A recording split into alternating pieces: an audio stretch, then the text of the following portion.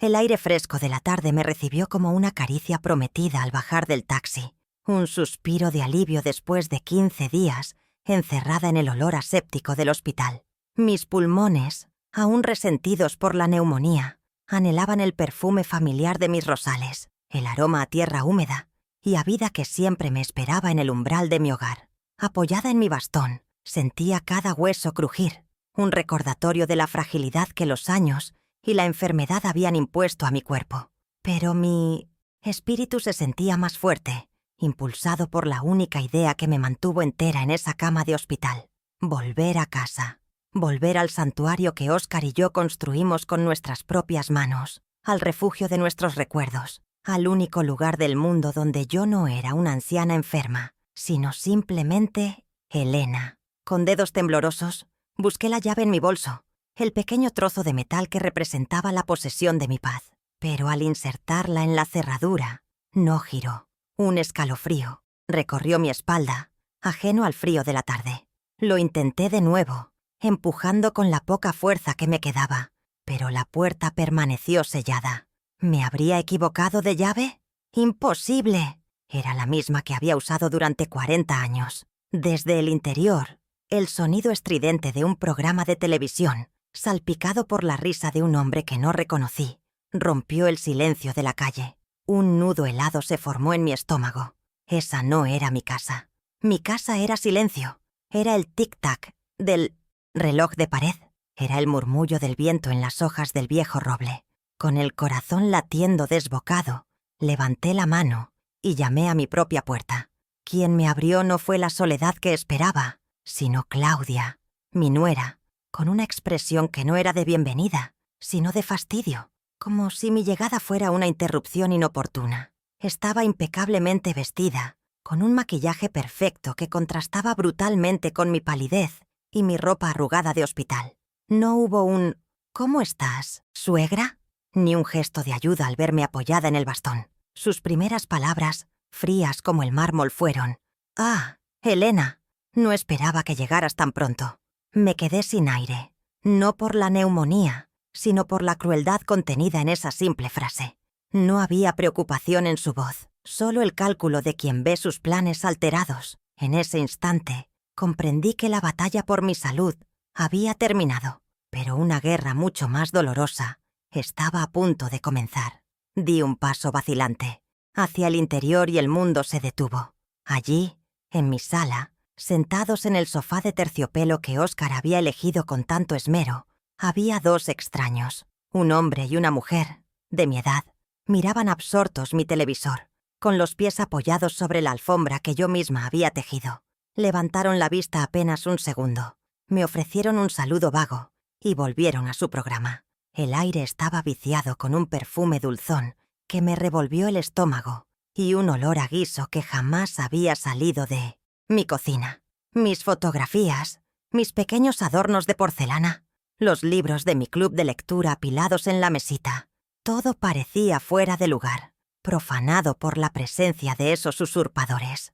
Me sentí como un fantasma en mi propia vida, una espectadora de la demolición de mi mundo. Con una naturalidad que helaba la sangre, Claudia se acercó y, sin mirarme a los ojos, soltó la bomba que terminaría de destrozarme. «Mamá y papá se quedarán aquí por un tiempo», dijo, mientras alisaba una arruga inexistente en su blusa de seda. «Su contrato de alquiler terminó, y como verás, esta casa es demasiado grande para ti sola». Era lo más práctico. No había petición, ni consulta, ni una pizca de remordimiento. Era una sentencia, una decisión unilateral que me despojaba no solo de mi espacio, sino de mi voz, de mi autoridad, de mi dignidad. Cada palabra era un martillazo sobre los cimientos de mi existencia, una declaración de que yo ya no importaba, que mis deseos y mi comodidad eran irrelevantes frente a su conveniencia. Mi mente se negaba a procesar la enormidad de la traición. El murmullo de la televisión, las voces ajenas, todo se convirtió en un zumbido sordo. Mis ojos se clavaron en el retrato de Óscar que presidía la sala. Su sonrisa amable ahora parecía una mueca de tristeza. Le había fallado. No había sido capaz de proteger nuestro hogar, el nido que con tanto amor habíamos construido para criar a nuestro hijo. La humillación era una marea negra que me ahogaba, un peso insoportable que me aplastaba el pecho. Me sentí despojada, borrada, convertida en una simple nota a pie de página en la historia de mi propia familia. Ya no era la matriarca, ni siquiera la dueña de casa. Era un obstáculo, un mueble viejo que se podía arrinconar sin contemplaciones. Un hilo de voz me permitió hacer la única pregunta que importaba, la que sostenía la última astilla de mi esperanza. ¿Y Andrés? ¿Mi hijo sabe de esto? Susurré, buscando en el rostro de Claudia un atisbo de duda, una señal de que había actuado a espaldas de él. Pero la sonrisa condescendiente que me dedicó fue la respuesta más cruel. Por supuesto que lo sabe, Elena. Andrés está completamente de acuerdo. Él entiende que la familia debe ayudarse. Es lo mejor para todos. Y ahí estaba, el golpe final, la confirmación de que mi propio hijo, el niño al que le dediqué cada aliento de mi vida, había aprobado mi destierro. Me había arrojado a los lobos para mantener la paz con su esposa. En ese momento, la soledad fue total, un abismo oscuro y helado que se abrió bajo mis pies, mientras Claudia, con un gesto displicente, me señalaba el pequeño cuarto de huéspedes al fondo del pasillo como si me concediera una limosna. Algo cambió dentro de mí. Debajo de las capas de dolor, de humillación y de tristeza, una brasa diminuta comenzó a arder. Era una chispa de rabia fría y silenciosa. Recordé a Óscar, su obsesión por el orden, su manía de guardarlo todo, su necesidad de protegerme incluso más allá de la muerte. Y entonces, una imagen nítida vino a mi mente. Una vieja caja de caudales, pesada y olvidada en el fondo de su armario. Una caja que no había abierto en 10 años. Claudia me veía como una anciana frágil y derrotada, una pieza fácil de remover del tablero. Pero ella no conocía a mi esposo. No tenía idea de las promesas que nos hicimos, ni de las fortalezas que él construyó para mí en silencio. Esto no había terminado, ni mucho menos. Permítanme presentarme como es debido, más allá de la mujer temblorosa que encontraron en la puerta. Mi nombre es Elena Ramírez. Tengo 68 años recién cumplidos, aunque en días como estos siento que son 100. Soy viuda desde hace una década. 10 años exactos desde que mi Óscar se fue a cuidar su jardín al cielo, dejándome a cargo del nuestro aquí en la tierra. Vivo sola, o más bien, vivía sola en esta casa que no es solo un conjunto de ladrillos y tejas, sino el mapa de mi vida entera. Cada grieta en la pared es una historia, cada baldosa gastada, un recuerdo. Mi única compañía constante es el eco de su risa en los pasillos y la pensión que me dejó. Un dinero modesto que administro con el mismo cuidado con el que él contaba cada tornillo para levantar estas paredes que ahora me eran ajenas. Mi vida, antes de este cataclismo, se regía por un orden apacible, una sinfonía de pequeños rituales que me mantenían anclada.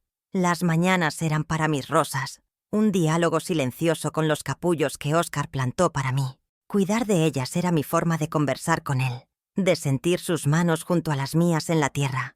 Las tardes de los jueves las reservaba para el club de lectura del barrio, un grupo de mujeres de mi edad con las que compartía no solo el amor por las novelas, sino también los remedios para la artritis y las fotos de los nietos. Y casi todas las noches cocinaba, no por hambre, sino por memoria.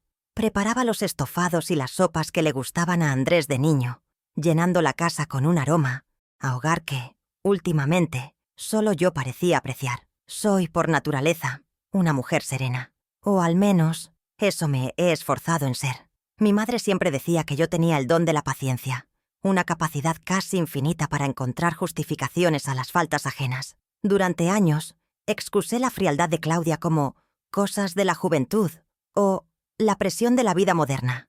Creía, en mi ingenuidad, que la bondad era un idioma universal, que si yo ofrecía calidez, eventualmente recibiría lo mismo. Esa es mi mayor vulnerabilidad, ¿saben? Un corazón demasiado dispuesto a perdonar, una tendencia a evitar el conflicto pensando que el silencio es sinónimo de paz. Óscar siempre me lo advertía. Elena, tienes que aprender a mostrar los dientes, aunque sea de vez en cuando, o te comerán viva. Cuánta razón tenía. Por dentro, sin embargo, existe otra Elena, una que pocos conocen. Debajo de esta apariencia de abuela dócil y algo anticuada, sobrevive la muchacha que llegó a la ciudad sin nada más que un par de manos dispuestas a trabajar. La mujer que cosió para afuera durante 30 años, con los dedos hinchados y la espalda adolorida, para que a su hijo no le faltara nada. La esposa que se convirtió en enfermera, en administradora y en albañil cuando la necesidad lo requería. Esa fuerza no ha muerto, simplemente ha estado dormida, arrullada por la comodidad de una vida sin sobresaltos. Pero ahora, ante el eco de voces extrañas en mi sala, siento cómo esa vieja leona, la que luchó junto a Oscar por cada ladrillo de esta casa, comienza a desperezarse lentamente. Mi relación con Andrés, mi único hijo, es el sol y la sombra de mi existencia. Lo adoro con una intensidad que a veces me asusta, pero su pasividad ante la vida, y sobre todo, ante su esposa, ha abierto una grieta entre nosotros. Él es un buen hombre, un arquitecto exitoso gracias a los sacrificios que su padre y yo hicimos con gusto. Sin embargo, su bondad raya en la debilidad. Ha permitido que Claudia se convierta en la arquitecta de su voluntad, cediendo terreno poco a poco para evitar una discusión, una mala cara. Nunca imaginé que ese afán por la paz conyugal lo llevaría a sacrificar la de su propia madre, a permitir que me convirtieran en una inquilina en mi propio hogar. Claudia, por otro lado, es un libro escrito en un idioma que me niego a entender. Su mundo gira en torno a las apariencias, al estatus, al dinero. Desde que entró en nuestra familia, me miró con una mezcla de condescendencia y cálculo. Para ella, yo era un vestigio de un pasado humilde que Andrés debía superar, y mi casa no era un santuario de recuerdos, sino un activo inmobiliario, un terreno bien ubicado que algún día sería de ellos. Nunca le interesaron mis historias, ni mis recetas, ni el álbum de fotos del primer año de su esposo. Su ambición es un motor tan potente que es incapaz de ver el daño que causa, o quizás simplemente no le importa. A pesar de mi naturaleza conciliadora, hubo momentos en que mostré esa fortaleza oculta. Recuerdo una vez, hace unos años, cuando un vecino nuevo decidió que la sombra de nuestro viejo roble le molestaba y comenzó a cortar una de sus ramas más grandes. Salí con una calma que me sorprendió a mí misma, y con la escritura de la casa en la mano, le expliqué, palabra por palabra, que ese árbol era más antiguo que su edificio y que estaba protegido por las ordenanzas municipales. El hombre, un empresario prepotente, se quedó mudo. No esperaba que la viejita de las rosas supiera de leyes. Fue una pequeña victoria, pero me recordó que dentro de mí todavía vive una mujer que sabe defender lo suyo. La ironía de la vida es que pasé 15 días luchando contra la muerte en un hospital, aferrándome a la imagen de mi casa como un náufrago a su balsa, solo para volver y encontrarla ocupada por piratas. Me siento frágil, sí, mi cuerpo está débil y mi corazón, magullado por la traición. Pero la fragilidad y la debilidad no son lo mismo. Un jarrón de porcelana es frágil, pero su material es duro y resistente. Yo soy como ese jarrón. Pueden haberme golpeado, pueden haber intentado quebrarme, pero la esencia de lo que estoy hecha, la arcilla de mi carácter moldeada por el amor y el sacrificio, sigue intacta. Esta casa es el legado de Oscar. Es la prueba tangible de una vida de trabajo honesto y amor incondicional. Él no construyó estas paredes para que unos extraños se adueñaran de ellas, ni para que su esposa fuera arrinconada en el cuarto más pequeño. La construyó para que fuera mi fortaleza, mi refugio hasta mi último aliento. Y por su memoria, por el respeto a nuestra historia juntos, no pienso rendirme. Claudia y Andrés han subestimado a la mujer que vive en esta casa. Creen que están lidiando con una anciana cansada, pero están a punto de descubrir que también están lidiando con la esposa de Óscar Ramírez. Han invadido mi hogar, sí, han pisoteado mis sentimientos y se han burlado de mi amor. Pero han cometido un error fatal. Me han dejado un rincón desde donde pensar, un pequeño cuarto donde la vieja Elena, la luchadora, puede empezar a trazar un plan. Ellos tienen la posesión temporal de mi casa, pero yo tengo algo mucho más poderoso: la razón, los recuerdos y un secreto que mi amado esposo dejó para mí, como una última carta de amor, como una última herramienta para defenderme. Y pienso usarla. La justicia, a veces, no grita. A veces, llega en silencio, con la misma paciencia con la que una rosa espera la primavera para florecer. ¿Y tú? ¿Qué habrías hecho en mi lugar? ¿Habrías aceptado la situación o habrías luchado por tu hogar? Cuéntamelo en los comentarios. Me encantaría leerte. Mi familia es pequeña. Un triángulo con un vértice roto desde la partida de Óscar. Quedamos solo mi hijo, Andrés, y yo. Y luego llegó Claudia. Y la geometría de nuestro amor se complicó para siempre. Andrés es mi sol, el arquitecto exitoso que cumplió los sueños que su padre y yo apenas nos atrevimos a susurrar. Tiene el corazón noble de Óscar, pero carece de su firmeza. Su deseo de una vida sin conflictos es tan grande que se ha vuelto maleable en las manos de su esposa, una arcilla blanda que ella moldea a su antojo. Lo veo en sus ojos cuando me visita, esa mirada fugaz de disculpa antes de repetir como un eco las opiniones de Claudia. Él cree que está manteniendo la paz, pero lo que realmente está haciendo es sacrificar piezas de su propia historia y de la mía para evitar el ruido de una batalla. Claudia Villanueva es una mujer esculpida en hielo y ambición. Proviene de una familia que siempre vivió anhelando un escalón social más alto, y ella heredó esa sed insaciable por las apariencias. Es elegante, sí, siempre vestida como si fuera a una sesión de fotos, con una sonrisa perfectamente ensayada que nunca, jamás, le llega a los ojos. Desde el principio supe que no me veía como una suegra, sino como un elemento del pasado de Andrés que no encajaba en el futuro brillante que ella estaba diseñando. Mis manos ásperas de tanto trabajar, mi casa modesta pero llena de amor, mi vida sencilla, todo en mí era un recordatorio de un origen que ella se empeñaba en borrar, como si la humildad fuera una mancha en su impecable tapiz de éxito. Su motivación va mucho más allá de ahorrar el dinero del alquiler de sus padres. Ese es solo el pretexto, la excusa conveniente. El verdadero motor de Claudia es el control. Mi casa representa el último bastión de mi independencia, el último símbolo del legado de los Ramírez que ella aún no ha podido doblegar. Apoderarse de ella, llenarla con su propia gente, es una jugada maestra en su partida de ajedrez personal. Es una forma de decirme, sin palabras, que mi tiempo ha pasado, que mi reinado ha terminado y que ahora ella dicta las reglas. Quiere erradicar mi presencia, silenciar los recuerdos que habitan estas paredes y construir su propio imperio sobre mis ruinas. Es una conquista silenciosa y yo soy el territorio a ser colonizado. Nuestra relación nunca fue un jardín de rosas, más bien fue un campo minado de sonrisas forzadas y amabilidades calculadas. Cuando Andrés me la presentó, intenté abrirle mi corazón de par en par. Le enseñé las recetas que él amaba. Le mostré sus fotos de bebé. Le conté las historias de nuestra familia. Ella escuchaba con una paciencia condescendiente, como un antropólogo estudiando una tribu primitiva. Cada gesto de cariño que yo le ofrecía era recibido como una curiosidad, una antigüedad que se mira con interés pero que no se valora. Mis intentos por crear un lazo genuino chocaban siempre contra el muro de su superioridad, de su certeza de que su mundo moderno y sofisticado era inmensamente mejor que el mío. Recuerdo con una claridad dolorosa la primera Navidad que pasaron como matrimonio en su nuevo apartamento. Pasé semanas tejiendo una manta de lana gruesa, con los colores que sabía que a ella le gustaban, un trabajo arduo para mis dedos ya cansados. Se la entregué con toda la ilusión del mundo, imaginándola en su sofá en las noches de invierno. Me dio las gracias con una sonrisa breve y educada.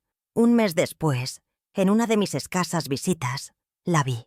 La manta, mi regalo, mi tiempo y mi amor, estaba hecha un ovillo en una esquina del balcón, sirviendo de cama para su gato persa. Fue una puñalada silenciosa, una lección brutal sobre el lugar que mis afectos ocupaban en su vida. La tensión fue creciendo con cada nuevo desdén. El punto de inflexión fue durante la planificación de un cumpleaños de Andrés. Yo sugerí celebrarlo aquí, en casa, con una comida familiar, como siempre habíamos hecho. Claudia se rió, una risa corta y afilada, y dijo delante de todos que ya era hora de dejar atrás las costumbres de pueblo. Insistió en organizar una fiesta carísima en un restaurante de moda, un lugar donde yo me sentí tan fuera de lugar como una amapola en un jardín de orquídeas. Andrés, atrapado en el medio, no dijo nada. Simplemente pagó la cuenta, con una tarjeta de crédito que sabía que tardaría meses en saldar. Esa noche entendí que yo ya no formaba parte de las decisiones importantes. Mi hijo es el cómplice silencioso de esta usurpación. Su pecado no es la maldad, sino la omisión. Él es plenamente consciente del desprecio de Claudia. Ha presenciado cada uno de sus gestos condescendientes. Ha escuchado cada uno de sus comentarios hirientes, pero ha elegido el camino de la paz a cualquier precio. Su frase favorita es su forma de ser, mamá. No te lo tomes personal. Pero, ¿cómo no tomarme personal que me arrebaten mi hogar? ¿Cómo no sentir como una traición su incapacidad para decir basta? Su silencio no es neutral. Es un permiso tácito, un cheque en blanco que le ha entregado a su esposa para que ella disponga de mi vida y de mi dignidad como le plazca. Así que este acto, la invasión de mi casa con sus padres, no es una sorpresa repentina. Es la crónica de una humillación anunciada, el acto final de una obra que se ha estado representando durante años. Es la consecuencia lógica de cada vez que callé para no crear problemas, de cada vez que Andrés miró para otro lado, de cada vez que Claudia avanzó un centímetro más en mi territorio sin encontrar resistencia. Han confundido mi paciencia con estupidez y mi silencio con rendición. Pero la calma que precede a la tormenta es la más peligrosa. Y dentro de mí, los vientos de la justicia, esa justicia silenciosa que me enseñó Óscar, están empezando a soplar con una fuerza que ni ellos mismos imaginan. Una madre no lleva un libro de contabilidad de sus sacrificios. No anotamos en una columna las noches sin dormir y en otra las lágrimas derramadas, esperando que nuestros hijos nos paguen la deuda algún día. El amor de una madre es una siembra, una entrega incondicional con la esperanza de que la semilla germine en un árbol fuerte, un ser humano de bien. Nunca esperé que Andrés me devolviera nada material, porque todo lo que le di fue por amor. Sin embargo, en el fondo de mi corazón sí albergaba una humilde expectativa, que el árbol que yo había regado con mi vida me ofreciera, en mi vejez, una sombra de respeto y gratitud bajo la cual descansar. Jamás imaginé que sus ramas crecerían tanto que terminarían por bloquear mi sol por completo. Miren mis manos. No son las manos suaves y cuidadas de Claudia, adornadas con anillos y esmaltes caros. Mis manos son un mapa de mi vida. Los callos en la palma de mi mano derecha son de las tijeras, de cortar tela, durante más de 30 años. Las yemas de mis dedos están llenas de pequeñas cicatrices, diminutos puntos blancos de los incontables pinchazos con la aguja. Mis nudillos están engrosados por la artritis, un recuerdo permanente de las horas encorvadas sobre la máquina de coser. Estas manos criaron un hijo, construyeron un hogar y pagaron una carrera de arquitecto. Son manos de trabajadora, no de dama. Y por eso, quizás, a mi nuera le avergüenzan tanto, porque le recuerdan que la vida cómoda que disfruta fue comprada con este humilde e incesante trabajo manual. El zumbido de mi vieja máquina de coser Singer fue la banda sonora de la infancia de Andrés. Recuerdo las noches de invierno, con Óscar ya dormido, y yo cosiendo a la luz de una pequeña lámpara, arreglando ropa ajena para ganar unas pesetas extra.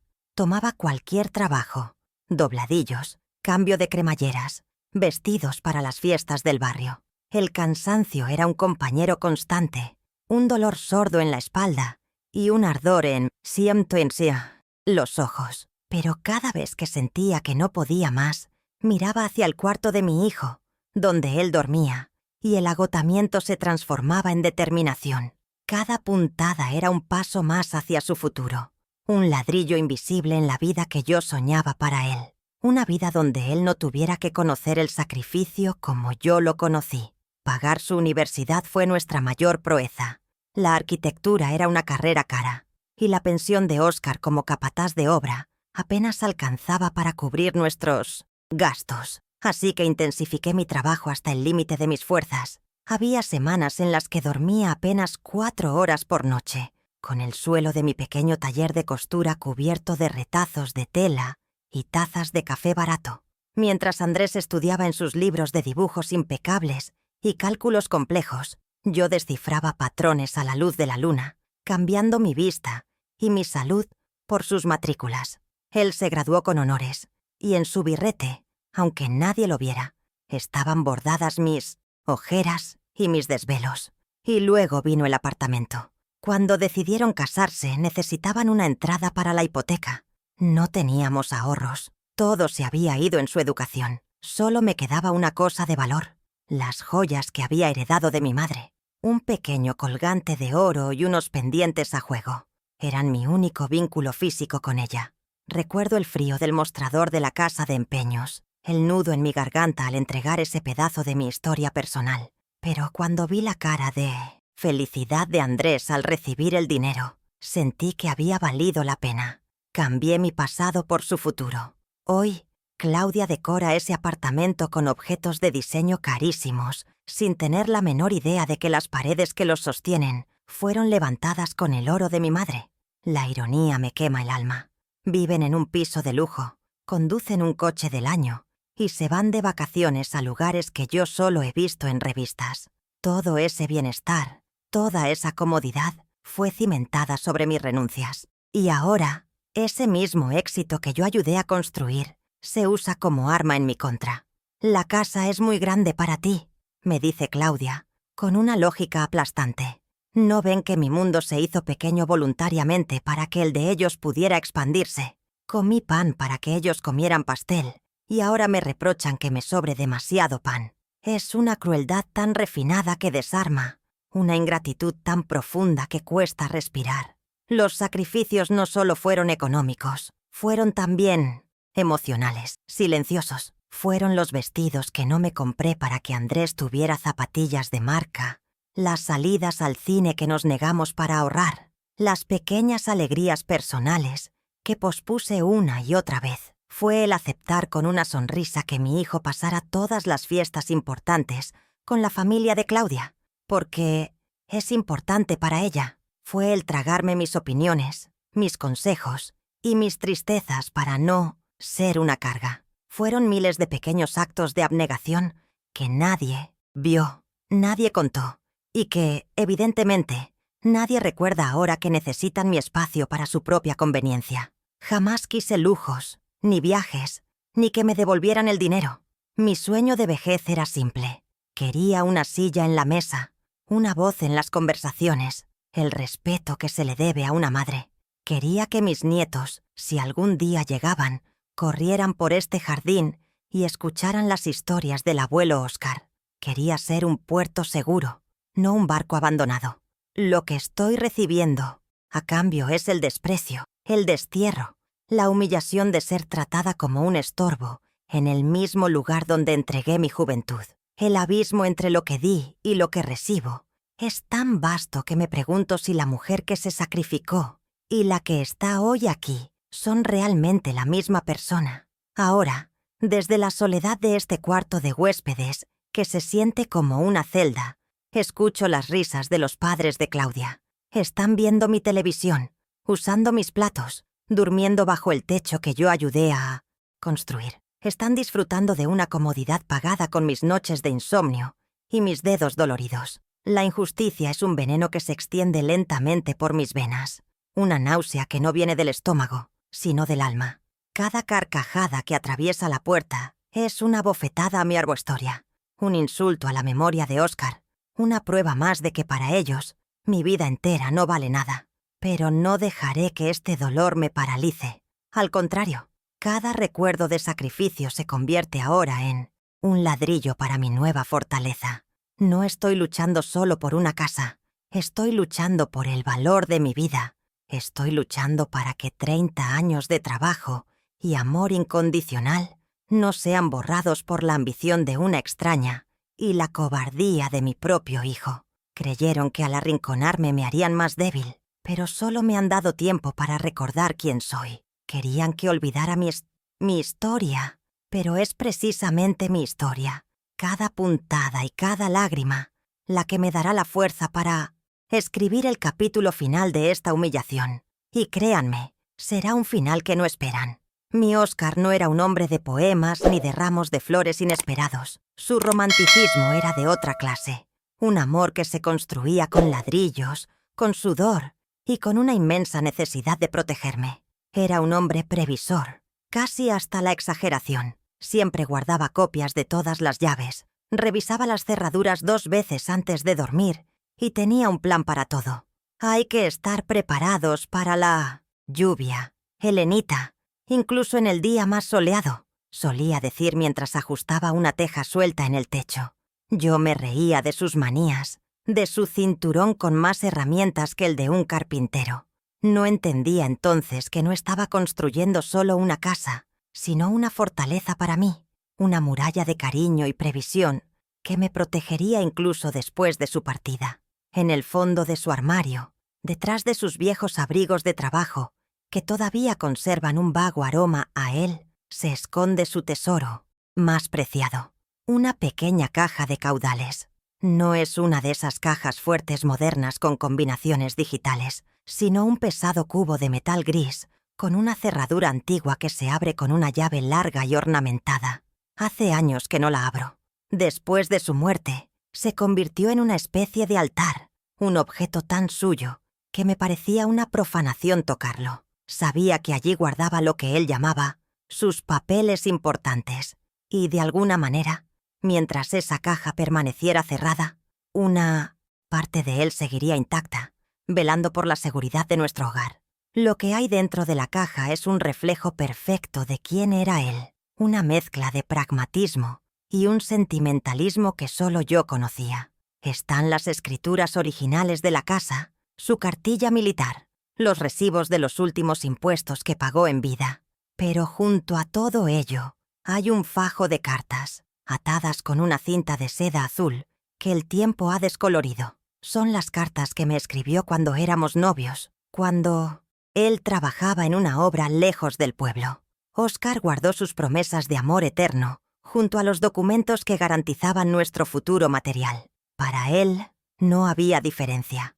Proteger mi corazón y proteger mi hogar eran la misma misión, el mismo juramento sagrado. Y entre esos papeles, ahora lo recuerdo con una claridad que me electriza, hay un documento en particular. Recuerdo el día en que lo trajo a casa. Fue unos 2 años antes de morir. Volvió de la oficina de su viejo amigo, el abogado Santiago Morales, con una carpeta bajo el brazo y un aire de seriedad solemne. Me hizo sentar a la mesa de la cocina y me pidió que firmara varias hojas llenas de sellos y letra pequeña. «Esto es para tu tranquilidad, mi vida», me dijo, guiando mi mano temblorosa. «Esto es para que esta casa sea siempre tuya, sin peros ni condiciones. Pase lo que pase, escúchame bien, pase lo que pase». Yo, que nunca entendí de leyes, firmé con los ojos cerrados, confiando ciegamente en su juicio. Su tono aquel día fue extrañamente grave, casi premonitorio. Me hizo jurar que guardaría mi copia de ese documento en su caja fuerte y que no hablaría de él con nadie, ni siquiera con Andrés. La gente no tiene por qué saberlo todo. A veces, la mejor protección es la que nadie sabe que tienes. Guárdalo como si fuera tu tesoro más preciado. ¿Me oyes, Elena? Obedecí sin hacer preguntas. Creí que era otra de sus manías de hombre precavido, una formalidad innecesaria. Ahora entiendo la profundidad de su sabiduría. Él conocía la naturaleza humana. Sabía que un día el sol podría dejar de brillar y que yo necesitaría un refugio que dependiera solo de mí, un poder silencioso que nadie pudiera arrebatarme. Ese recuerdo, antes una anécdota borrosa en mi memoria, ahora es un faro en medio de la oscuridad. La promesa de Oscar resuena en mis oídos, siempre tuya, sin peros ni condiciones. Todavía no comprendo el alcance legal de esas palabras, pero mi instinto me dice que en esa carpeta olvidada reside mi salvación. Es la pieza clave del rompecabezas, el arma secreta que mi amado esposo forjó para mí. Y la llave de la caja fuerte, esa llave larga y ornamentada, sé exactamente dónde está. En mi viejo joyero, junto a un pendiente desparejado y una medalla de mi primera comunión. Claudia cree que ha ganado la guerra, pero ni siquiera sabe que la batalla Está a punto de empezar. Es hora de abrir el último regalo de Oscar. Los días que siguieron a mi regreso se convirtieron en una lenta tortura, una guerra de guerrillas librada en los pasillos de mi propio hogar. El primer amanecer fue el más brutal. Me desperté en el catre del cuarto de huéspedes, con el estruendo de voces en mi cocina. Eran los padres de Claudia, Rodolfo y Mirta, moviéndose como si fueran los dueños del lugar. El olor a tocino frito y a café requemado impregnaba mis cortinas, mis libros, mi alma. Mirta, con una autoridad que nadie le había concedido, había reorganizado mi estante de especias, tirando a la basura mi tomillo y mi romero porque olían a viejo. Fue una pequeña agresión, un acto insignificante para el mundo, pero para mí fue la primera línea de mi territorio que veía caer sin poder defenderla. El cuarto de baño se convirtió en territorio enemigo. Mis modestas pertenencias, mi jabón de avena, mi crema para la artritis, mi colonia de lavanda, habían sido desterradas a una caja de cartón bajo el lavabo. En su lugar, una opulenta exhibición de frascos y pociones de marcas que no sabía pronunciar.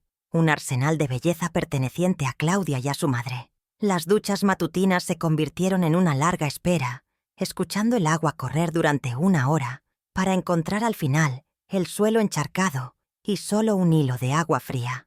Era una forma sutil pero increíblemente efectiva de comunicarme mi nuevo estatus. Mis necesidades, mi comodidad, mi propia higiene, estaban ahora al final de una larga lista de prioridades que yo no controlaba.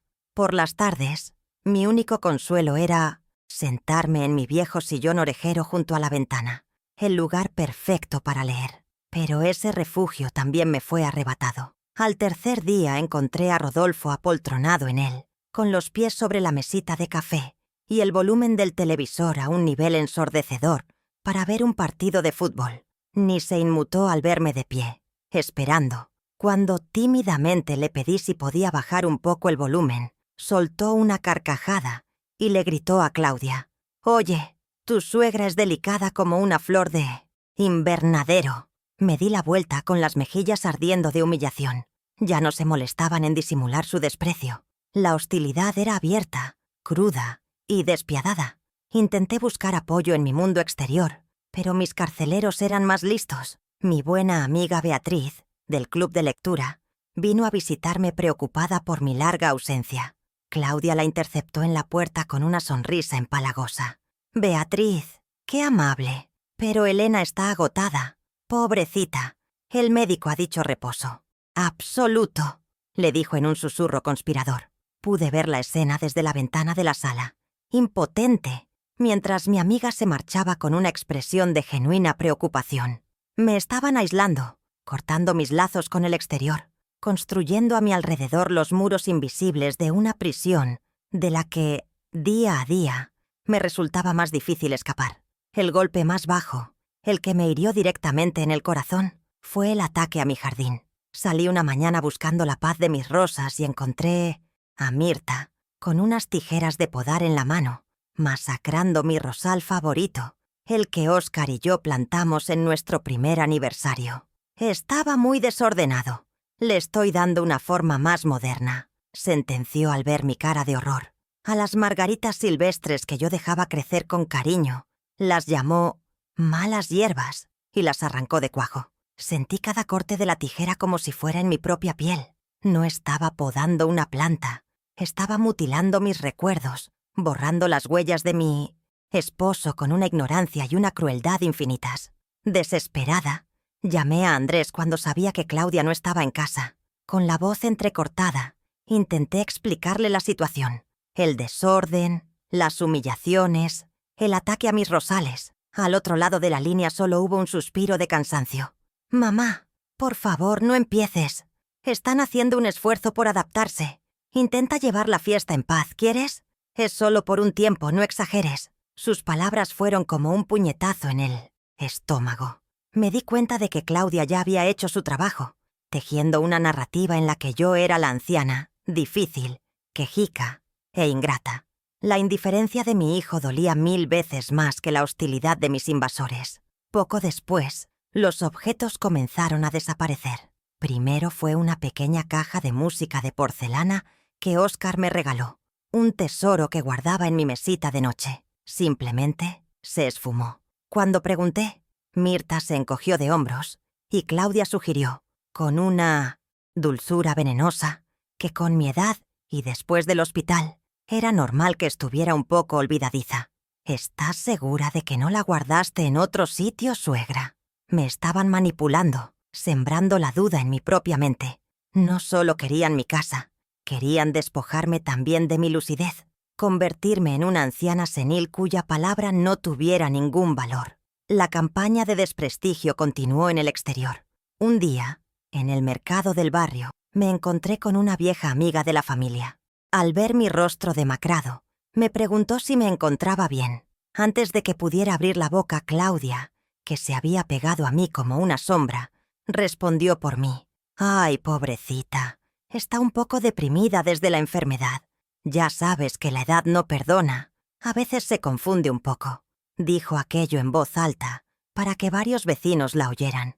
Estaba construyendo mi nueva identidad pública, la de una anciana confundida y mentalmente frágil. Una estrategia brillante para desacreditar de antemano cualquier queja que yo pudiera formular en el futuro. Mi supuesto dormitorio, el cuarto de huéspedes, dejó de ser un espacio privado.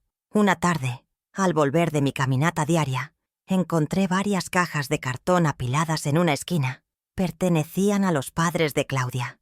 Nadie me pidió permiso, nadie me avisó. Simplemente usaron mi último refugio como si fuera un trastero. Me senté en el borde de la cama, rodeada de sus cosas, y sentí una claustrofobia asfixiante. Ya no tenía un solo metro cuadrado en esta casa que fuera exclusivamente mío. Mi existencia había sido comprimida, reducida a la mínima expresión, hasta casi desaparecer por completo. La escalada alcanzó un nuevo nivel cuando cambiaron la cerradura de la puerta principal. Volvía de una cita con el médico y mi llave de siempre, no entró. Vi la cerradura nueva y brillante y sentí un frío glacial. Tuve que llamar al timbre de mi propia casa. Esperé casi 5 minutos en la acera, como una mendiga, hasta que Rodolfo me abrió con cara de fastidio. «Ah, se nos olvidó darte la llave nueva», dijo sin una pizca de disculpa. A partir de ese día, perdí mi libertad. Para entrar o salir de mi casa, dependía de su voluntad, de su memoria, de su capricho. Me habían convertido oficialmente en una prisionera. Y entonces llegó el ataque a mis finanzas. Con una audacia increíble, Claudia se sentó a mi lado una noche y comenzó a hablar de los gastos del hogar. «Elena, las facturas de la luz y el gas han subido mucho. Siendo 4 en casa gastamos más. Creo que sería justo que aportaras un poco más de tu pensión para ayudar». Me quedé sin palabras. No solo me habían invadido, no solo me estaban maltratando psicológicamente, sino que ahora pretendían que yo financiara mi propia ocupación. Querían que pagara por el privilegio de ser humillada bajo mi propio techo. La desfachatez era tan monumental que superaba cualquier cosa que hubiera podido imaginar. Insistí en asistir a mi reunión semanal del club de lectura, mi única ventana de aire fresco. Claudia, para mantener las apariencias, se ofreció a llevarme. Durante el trayecto, con una calma aterradora, me soltó la amenaza definitiva. «He estado hablando con Andrés», comenzó. «Ambos estamos preocupados por ti. Pareces muy inestable últimamente. Quizás ha llegado el momento de considerar una buena residencia para mayores, un lugar donde puedan cuidarte como es debido». La amenaza era clara. O te sometes o te encerramos. Me dejó en la puerta del centro cívico temblando, incapaz de articular palabra con mis amigas, con su advertencia resonando en mi cabeza. La profanación final fue la de su estudio. El pequeño despacho de Oscar era mi santuario, la única habitación que les había pedido explícitamente que no tocaran. Una tarde, encontré la puerta abierta. Rodolfo lo había convertido en su oficina personal. Había amontonado los libros y planos de mi marido en una esquina para hacer sitio a su ordenador portátil y hablaba a gritos por teléfono sobre negocios turbios. El olor a su tabaco rancio impregnaba las cortinas. Ver a ese hombre sentado en la silla de Oscar, manchando su memoria con su presencia vulgar, fue más de lo que pude soportar. Fue la violación de lo más sagrado, la gota que colmó el vaso, el acto de arrogancia que finalmente rompió el último hilo de mi paciencia. Fue el anuncio de la fiesta. Claudia me informó, no me invitó, que iban a organizar una fiesta de inauguración para celebrar la llegada de sus padres en mi casa, con mis cosas. Me entregó una lista de la compra y me dijo, necesitamos que compres esto para nuestra fiesta. Asegúrate de que los licores sean de buena marca. Querían que yo fuera la anfitriona y la sirvienta de su celebración. Iban a brindar por su victoria en mi cara, a celebrar su conquista. Y fue ahí, en ese preciso instante, cuando supe que la fiesta se celebraría, sí. Pero el espectáculo principal, la gran revelación, correría de mi cuenta. El punto de ruptura no fue un estallido, ni un grito, ni un portazo. Fue un silencio. El silencio que se instaló en mi alma cuando Claudia me entregó la lista de la compra para su fiesta. Sostuve aquel papel en mi mano, sintiendo su peso irrisorio, y en ese instante, el torbellino de dolor y humillación que me había estado ahogando durante semanas simplemente se detuvo. Una calma glacial, casi antinatural, descendió sobre mí. Las voces de la casa se desvanecieron en un murmullo lejano. La última y frágil brasa de esperanza que albergaba en mi corazón, la de ver un atisbo de amor en mi hijo o de compasión en mi nuera, se extinguió para siempre, dejando en su lugar un trozo de hielo duro y afilado. Comprendí con una claridad brutal que había estado jugando una partida con las reglas equivocadas. Yo intentaba apelar a la bondad, a la memoria, a los lazos familiares, pero ellos no estaban jugando a ese juego. Para ellos, esto era una transacción, una simple cuestión de poder y conveniencia. No se puede pedir respeto a quien te ve como un mueble. No se puede mendigar amor de corazones que son desiertos. La Elena que suplicaba, la que lloraba en silencio por las noches esperando un milagro de bondad, murió en ese preciso momento, con esa estúpida lista de la compra en la mano. Nació otra Elena, una que entendió que la dignidad no se negocia, se defiende. Levanté la vista del papel y miré a Claudia. Por primera vez, no vi a la mujer sofisticada y dominante que me intimidaba. Vi a una constructora, arrogante que había levantado su imperio sobre cimientos de arena, ciega por su propia soberbia, convencida de la debilidad de su oponente. Una leve sonrisa, casi imperceptible, se dibujó en mis labios. Asentí lentamente y, con una voz que me sorprendió por su firmeza, dije, «Claro, no te preocupes, yo me encargo de todo». Mi sumisión fue mi primera declaración de guerra. Mi aparente rendición fue el camuflaje perfecto para el plan que comenzaba a tejerse en el telar silencioso de mi mente. Dejaría que celebraran su victoria, sin saber que solo estaban preparando el escenario para su propia caída. Esa noche no dormí. Mientras la casa crujía bajo el peso del sueño de mis usurpadores, yo me moví en la oscuridad con un propósito renovado. Fui a mi joyero, ese pequeño cofre de madera donde guardo los tesoros de mi vida, y busqué en el fondo, bajo un broche de mi madre y los pendientes de mi boda. Allí estaba, la llave larga y fría de la caja fuerte de Oscar. Al tomarla, sentí un chispazo de energía, como si el metal me transmitiera la fuerza de mi esposo. Ya no era una reliquia, un recuerdo nostálgico. Se había transformado en la llave de mi celda, en la herramienta de mi justicia. La sostuve con fuerza, sintiendo el frío del acero contra mi piel, un frío que reflejaba la nueva temperatura de mi determinación. Con el sigilo de un ladrón, entré en el armario de Oscar.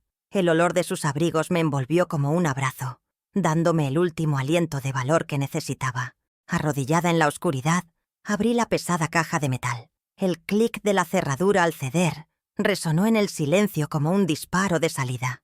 Adentro todo estaba en su lugar. Con manos firmes, aparté con delicadeza el fajo de cartas de amor, atadas con la cinta azul, permitiéndome solo un instante de nostalgia. Y debajo de ellas, la encontré, la carpeta gruesa de color manila. Al sacarla, mis manos no temblaban. La mujer frágil que había regresado del hospital había sido reemplazada por la viuda de Óscar Ramírez, una mujer con una misión.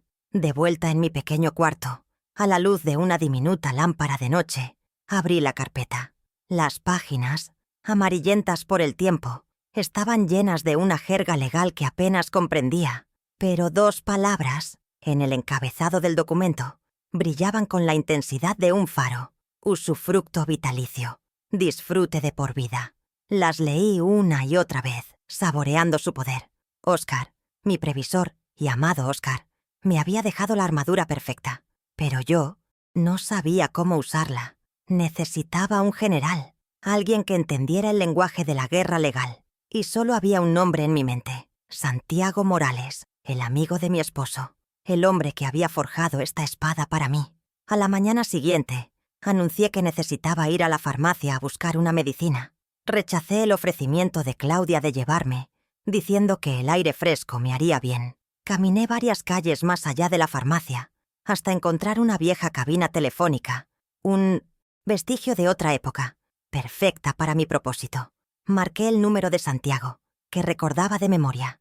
Cuando su voz grave y familiar contestó, hablé con una calma y precisión que nunca antes había poseído. Santiago, soy Elena Ramírez, la viuda de Oscar, dije sin rodeos. Necesito verte. Es urgente. Se trata del documento que preparaste para nosotros hace años, el que protege la casa.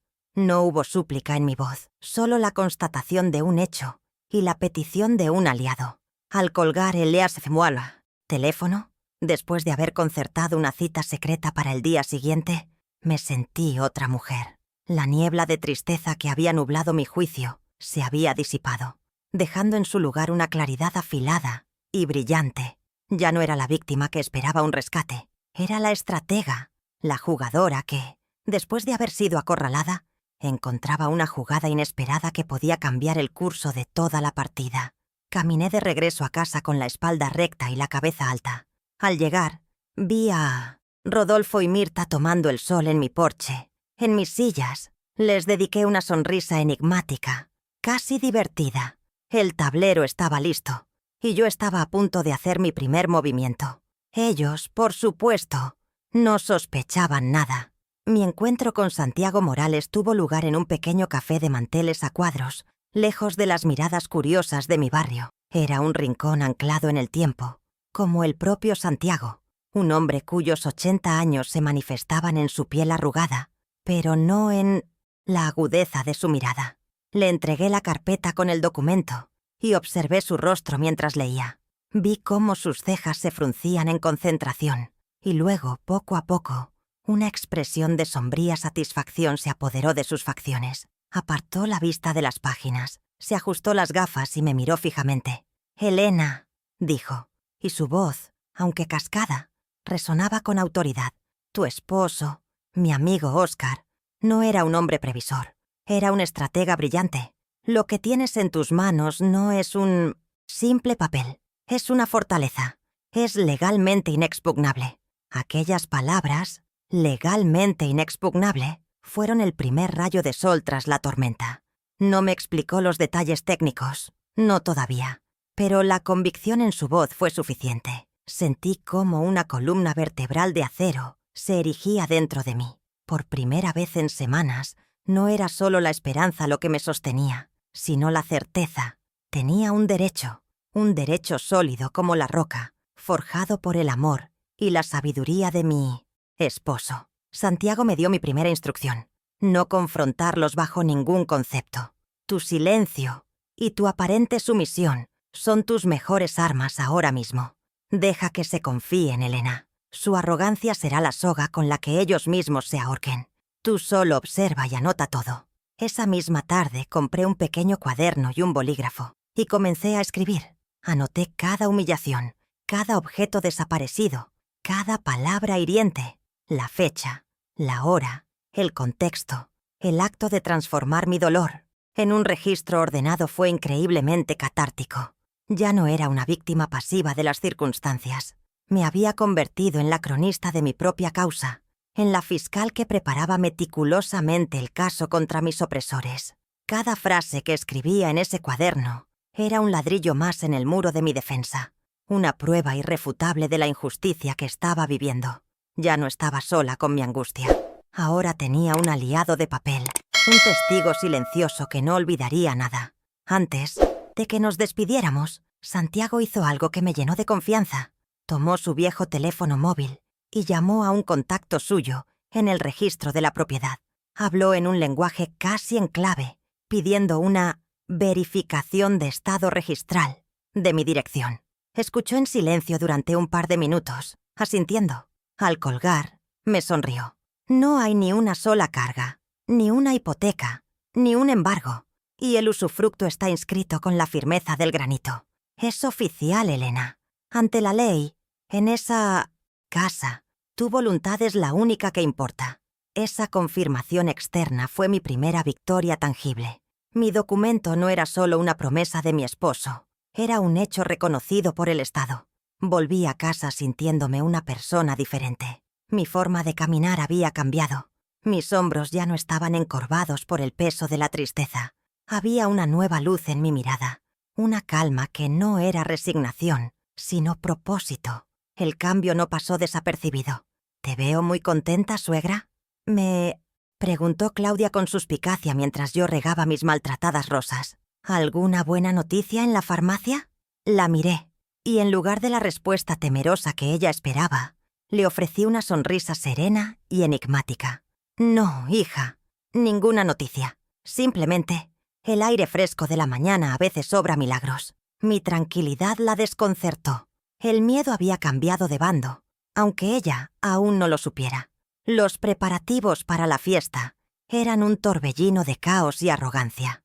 Claudia dirigía la operación como un general, ladrando órdenes a sus padres, que movían mis muebles de sitio sin ningún cuidado, rayando el suelo de madera que Óscar y yo habíamos pulido a mano. Yo los observaba con una nueva distancia, como quien mira una obra de teatro absurda. Seguí el consejo de Santiago al pie de la letra, jugando mi papel de anciana dócil mientras, en secreto, llenaba las páginas de mi cuaderno con cada nuevo abuso. El sofá de Óscar manchado de grasa, mi vajilla de los domingos usada como cenicero, todo quedaba registrado, esperando su momento. El primer acto de desafío fue pequeño, casi imperceptible. Claudia me ordenó que moviera una pesada caja llena de botellas para la fiesta. Días atrás, habría obedecido, lastimándome la espalda en el proceso. Pero la nueva Elena era diferente. Miré la caja, luego miré a Rodolfo, que descansaba plácidamente en mi sillón, y dije con una voz suave pero firme: «No puedo, Claudia.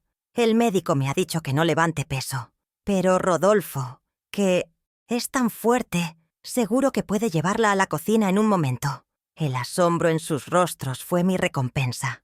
Rodolfo, fulminado por la mirada de su hija, se levantó a regañadientes y movió la caja. Fue un cambio minúsculo en el equilibrio de poder, pero para mí se sintió como un terremoto.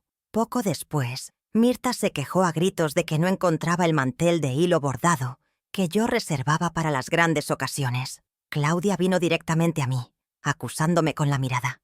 «¿Dónde lo has metido, Elena? Sabes que lo necesito para la mesa principal». En lugar de amilanarme, la sostuve la mirada sin pestañear. «Lo he guardado en un lugar seguro para que no le pasara nada antes de la fiesta», le respondí con una calma glacial. «No te preocupes, lo sacaré a la luz cuando llegue el momento adecuado». Mi respuesta, cargada de un doble sentido que solo yo entendía, la dejó sin palabras. Comprendió que ya no estaba tratando con una marioneta, sino con una persona que tenía sus propios planes. La verdad es que cada pequeño paso que daba me llenaba de una fuerza que no sabía que tenía. ¿Crees que hice bien en empezar a enfrentarlos de a poco? Si quieres saber cómo sigue este plan y si la justicia finalmente llega, suscríbete y acompáñame en esta historia. El plan definitivo tomó forma en mi siguiente llamada con Santiago. Fui de nuevo a mi cabina telefónica, que ya sentía como mi cuartel general secreto. Me informó de que ya tenía redactada la notificación extrajudicial. Me explicó que era un documento legal, una advertencia formal que él mismo entregaría en persona, dándoles un plazo para abandonar mi propiedad. Y entonces me preguntó la fecha y la hora exactas de la fiesta. «Un evento social es el escenario perfecto, Elena», me dijo, y pude notar una chispa de emoción en su voz. «La humillación pública es una herramienta muy poderosa.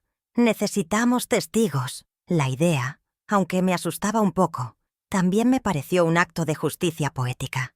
Los días previos a la fiesta. Me convertí en la actriz perfecta. Ayudé a colocar guirnaldas, probé los aperitivos que preparaba Mirta, sonreí y asentí a todo lo que Claudia decía. Mi docilidad los embriagó, los cegó por completo. Estaban tan seguros de su victoria, tan convencidos de mi derrota, que no vieron la tormenta que se estaba formando justo sobre sus cabezas. Brindaban por adelantado, celebraban su conquista, mientras yo, en silencio, contaba las horas que faltaban para el momento en que su castillo de naipes se derrumbaría con un solo soplo.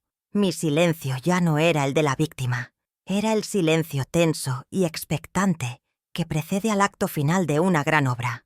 La noche de la fiesta, mi casa dejó de ser mi casa. Se transformó en un escenario ajeno, invadido por las risas estridentes de desconocidos, amigos de Claudia y sus padres.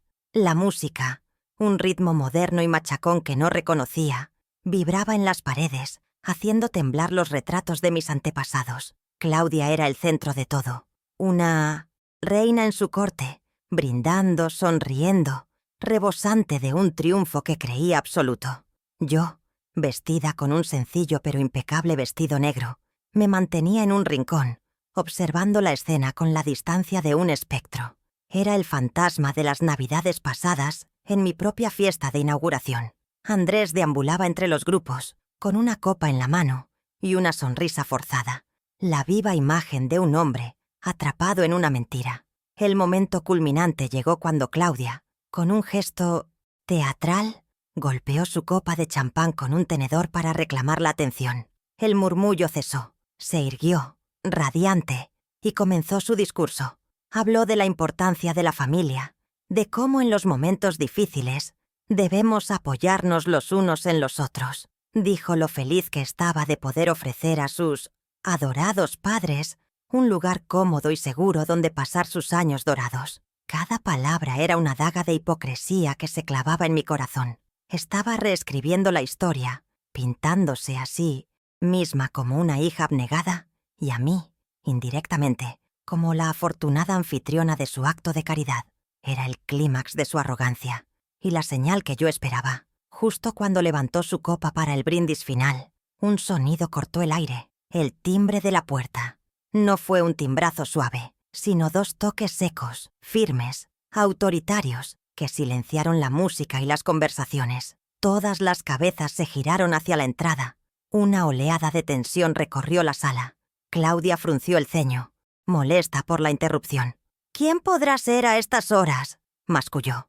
Antes de que pudiera moverse, yo di un paso al frente desde mi rincón. «No te preocupes», dije, y mi voz, aunque serena, tuvo el efecto de un látigo. Yo abro. Caminé hacia la puerta con una calma que los dejó a todos perplejos, sintiendo todas las miradas clavadas en mi espalda.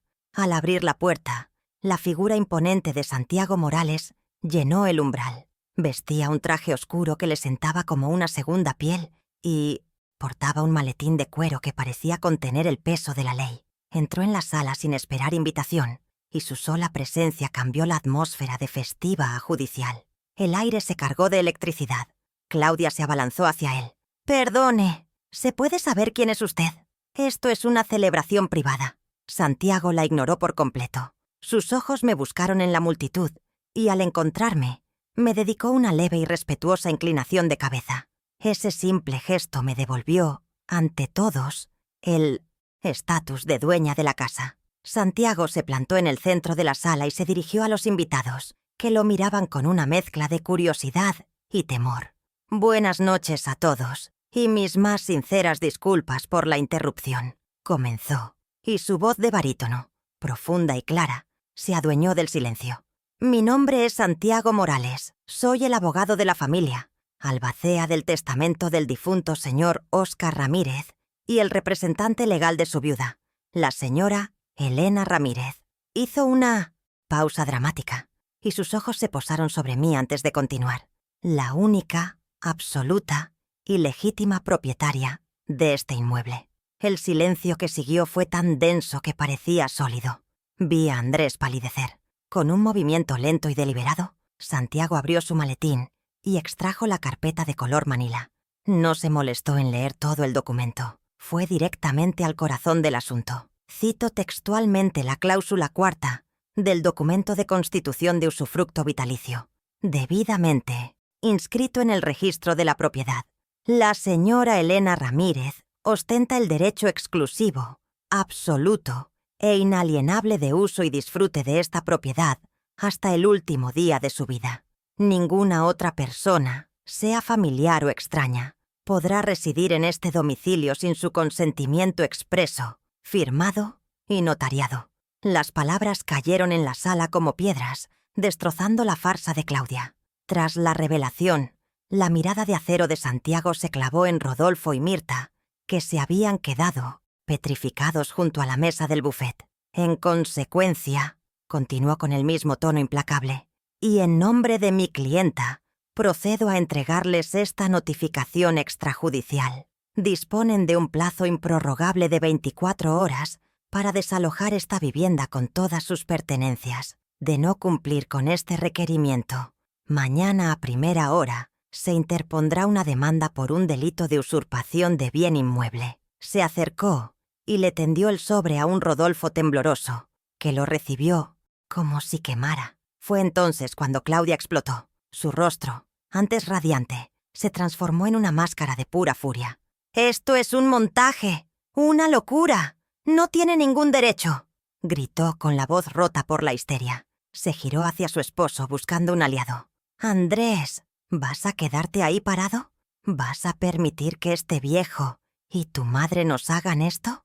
Pero Andrés estaba paralizado, mudo. Su mirada iba de mí al abogado y luego a su esposa, y en sus ojos vi cómo las piezas del rompecabezas se encajaban de la forma más humillante posible. Comprendió en ese instante el alcance de su propia negligencia y la magnitud de la mentira de su mujer. En medio del caos, todos los ojos se volvieron hacia mí, esperando mi reacción. Esperaban que gritara, que llorara, que me uniera al espectáculo de histeria. Pero no les di esa satisfacción. Permanecí inmóvil, serena, envuelta en una dignidad que era mi verdadera armadura. Mi mirada se posó en Claudia, luego en sus padres y finalmente en mi hijo. Mi expresión no era de venganza ni de alegría, sino de una justicia tranquila y largamente esperada. Y entonces pronuncié las únicas 4 palabras que hacían falta. «La fiesta se ha terminado». Mi susurro tuvo más fuerza que todos los gritos de Claudia, porque era la voz de la verdad. El efecto fue inmediato. Los invitados, incómodos y avergonzados de ser testigos de aquella escena, comenzaron a desfilar hacia la puerta, murmurando disculpas. La música se había detenido, y el silencio que quedó estaba cargado de vergüenza. Claudia seguía lanzando insultos, pero sus palabras ya no tenían veneno. Solo eran el pataleo de una reina destronada. Sus padres parecían 2 niños asustados, sin saber a dónde ir. Y Andrés, mi hijo, finalmente se atrevió a mirarme. Y en sus ojos no solo vi la sorpresa, vi el peso aplastante de la vergüenza. Una vergüenza pública, profunda e inolvidable. La justicia, como había dicho Santiago, es un plato que se sirve frío. La noche de la fiesta terminó con un éxodo vergonzoso. El silencio que siguió a la partida de los invitados fue más ruidoso que cualquier grito. Se llenó con el sonido frenético de maletas arrastrándose por el suelo y cajones abriéndose y cerrándose con violencia. Claudia era un torbellino de furia impotente, lanzando ropa y objetos dentro de las bolsas sin ningún cuidado, mientras susurraba maldiciones contra mí, contra Santiago, contra el mundo. Sus padres, por el contrario, estaban mudos, con los rostros desencajados por la humillación. Empacaban sus cosas con una prisa febril, evitando mi mirada a toda costa, como si yo fuera el juez de su deshonra. Y yo, desde mi sillón orejero, el trono que había recuperado, simplemente los observé. No sentí alegría, ni sed de venganza, solo una paz inmensa, la calma que sigue a la justicia. La mayor pérdida de Claudia no fue la casa, sino su bien más preciado, su reputación. La historia de lo ocurrido en la fiesta se extendió como la pólvora por su círculo de amigos y familiares. La anécdota de la suegra senil que ella había estado construyendo se derrumbó, y en su lugar surgió la verdad, la de una nuera cruel y calculadora que había intentado despojar a una anciana viuda de su único hogar. De la noche a la mañana, pasó de ser la mujer admirable y exitosa a ser el objeto de cotilleos maliciosos. Para alguien como ella, que vivía de las apariencias, la humillación pública fue una herida mortal, un veneno que contaminó el estatus social que tanto le había costado construir. Las consecuencias en su matrimonio fueron devastadoras. El incidente actuó como un reactivo químico, exponiendo la toxicidad que yacía latente en su relación con Andrés. Mi hijo, finalmente, vio a su esposa sin el filtro del amor o del miedo. Vio su ambición desmedida, su crueldad y su capacidad para la manipulación. Las discusiones entre ellos, según supe después, fueron volcánicas, llenas de reproches y acusaciones. A la crisis emocional se sumó la económica. Tuvieron que encontrar y pagar de urgencia un alquiler para los padres de ella, un gasto imprevisto que añadió más tensión a su ya fracturada relación. El castillo de naipes de la familia perfecta se había venido abajo y solo quedaban los escombros. Mientras ellos se ahogaban en las ruinas de sus mentiras, yo redescubría la paz. Al día siguiente, con la casa finalmente vacía, abrí todas las ventanas, dejé que la brisa de la mañana entrara y se llevara el último rastro de su presencia, el olor de su perfume caro y de su comida extraña. El silencio ya no era un sinónimo de soledad, sino de soberanía. Caminé por las habitaciones, acariciando los muebles, recolocando mis fotografías. Me miré en el espejo del recibidor y no reconocí a la mujer asustada que había vuelto del hospital. Vi a una guerrera. Vi a Elena Ramírez, una mujer que había sido doblada hasta casi romperse, pero que al final había encontrado en su interior la fuerza para enderezarse y reclamar su lugar en el mundo. Los días siguientes los dediqué a un ritual de purificación. Lavé cada plato, cada mantel, cada cortina. Fregué los suelos con agua y lavanda, borrando las huellas de sus pasos. Moví cada mueble de vuelta a su sitio original, restaurando el orden que ellos habían destruido. Fui al vivero y compré el rosal más hermoso que encontré, uno de color rojo intenso, y lo planté en el hueco que había dejado el que Mirta había masacrado. Cada uno de estos actos era una afirmación de mi identidad, una forma de decirle al universo y a mí misma que esta casa volvía a ser un santuario, un hogar gobernado por el amor y el respeto, no por la codicia. Andrés tardó 3 días en aparecer. Vino solo, un sábado por la tarde, con la mirada de un niño perdido. Se sentó en el sofá de enfrente y comenzó a disculparse, a balbucear excusas sobre la presión, sobre no haberse dado cuenta. Lo dejé hablar hasta que se quedó sin palabras, y entonces, con una calma que no era fría, sino profundamente triste, le respondí. Le expliqué que su traición no había sido solo firmar un acuerdo invisible con su esposa, sino todas las veces que había mirado para otro lado, todas las llamadas que no me había creído, todo el respeto que había permitido que me faltaran. Le dije que entendía su debilidad, pero que ya no estaba dispuesta a pagarla con mi paz. El perdón, le dije, no podía ser un borrón y cuenta nueva. Tenía que ser una reconstrucción. Le puse mis condiciones con una claridad que nunca antes había usado con él. Te quiero, hijo, y siempre te querré, pero la relación que teníamos se ha roto. Si quieres construir una nueva, tendrá que ser sobre cimientos de verdad y respeto. Le pedí que buscara ayuda profesional para entender su incapacidad para poner límites. Y la condición más importante, nuestra relación, a partir de ahora, sería solo nuestra. No quería volver a ver a Claudia. Podría visitarme cuando quisiera, pero solo. Mis puertas estaban abiertas para mi hijo, no para su esposa. Y así comenzó nuestro lento y difícil camino hacia la reconciliación. Andrés aceptó mis condiciones. Viene a verme 2 veces por semana. Nuestras conversaciones son a veces torpes, llenas de silencios, pero son honestas. El perdón total aún no ha llegado, pero la voluntad de reconstruir está ahí. El rompimiento con Claudia es definitivo. Ella es una página de mi vida que he pasado para siempre. Pero he recuperado mi hogar, mi dignidad y, lo más importante, el respeto por mí misma. A veces, la vida te obliga a entrar en la batalla más oscura. No para castigarte, sino para que descubras la fuerza que nunca supiste que tenías. Y esa es una victoria que nadie podrá arrebatarme jamás. La lección más profunda que he aprendido en este doloroso viaje es sobre la naturaleza de un hogar. Un hogar no es un conjunto de paredes, ni un techo sobre nuestras cabezas. Es el santuario donde guardamos nuestra historia, el cofre donde atesoramos los recuerdos que nos definen. Luchar por mi casa no fue una batalla por un bien material, fue una guerra por el derecho a existir dentro de mi propia vida, a no ser borrada por la conveniencia de otros. Aprendí que nuestra dignidad es un territorio sagrado y que tenemos no solo el derecho, sino el deber de defender sus fronteras, especialmente cuando aquellos que deberían ser sus guardianes se convierten en sus invasores. Proteger tu hogar es proteger tu alma. También aprendí una dura lección sobre el amor y la familia. El amor de una madre, incondicional como es, no debe ser nunca un permiso para el desprecio. Descubrí que el verdadero amor no consiste en soportarlo todo en silencio, sino en tener el coraje de poner límites, incluso a nuestros propios hijos. A veces, el acto más grande de amor es obligar a la otra persona a enfrentarse a su propia debilidad, a enseñarle que la gratitud no es opcional, sino el cimiento sobre el que se construye cualquier relación sana. Una familia sin respeto es solo un grupo de extraños compartiendo un apellido, una estructura vacía destinada a derrumbarse al primer vendaval.